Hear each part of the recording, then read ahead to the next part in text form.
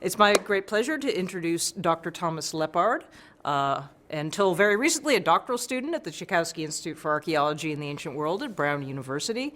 And he's going to talk to us, well, actually, I think he's just going to demonstrate that archaeology often involves a lot of destruction. Tom, tell us a secret about why you work in a place like this. Well, Montserrat has one secret, one big secret. Mm-hmm. It has a volcano. That's not entirely a secret, but continue, yes. It's a small island in the Caribbean, in the Lesser Antilles. Uh-huh. And in 1995, a volcano erupted in the southern half of the island.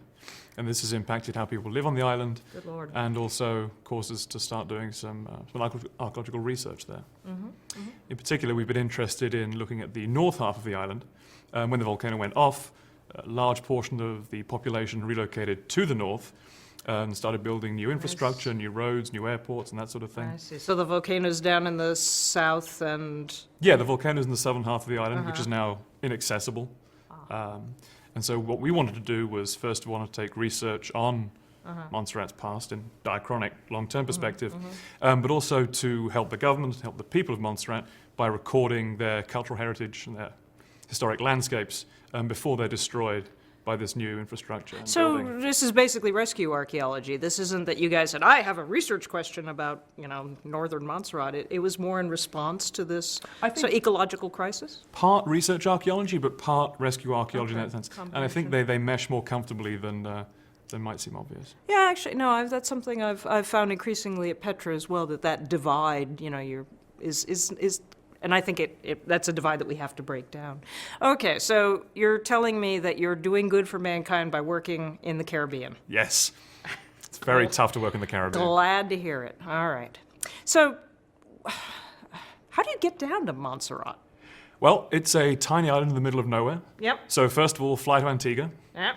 One of the larger islands in the Lesser Antilles, and then take a small and increasingly dangerous plane with 8 seats and land in the tiny airport of Montserrat, which is surrounded by ravines on both sides. Charming. It is. It's an glad experience. To hear it. And you have to take all your field gear on the tiny little plane. We do, and we load our field gear onto the tiny little plane. If the back end of the tiny little plane gets low enough, then we don't take the field gear, and that comes across in a separate tiny little plane. I'm glad to hear that. Where do you stay on this island? To describe, looking at the map of the island, tell us, how much you can get to and how much you can't, and where do you guys sleep at night?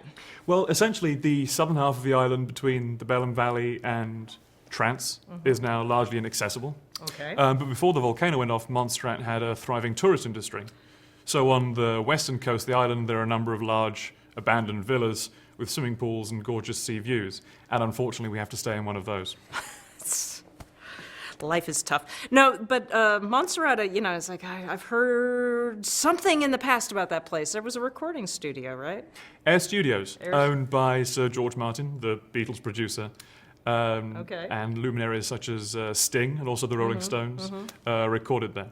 And that is now in the exclusion zone under about 2.5 foot of ash. Oh, my heavens. Okay. But I thought you guys did some archaeology there. We did. Our interests, as I said, are diachronic and range from the very early colonization of Montserrat, from around 2000 BC. 2000 BC. Right through to the contemporary, the volcanic past, as it were. So you dug through that much ash to get to the recording studio? We troweled back ash and found the artists, when they recorded at Air Studios, tended to write their names in wet concrete, do handprints, like the Hollywood stuff. So we excavated the ash back and found Sting's handprint.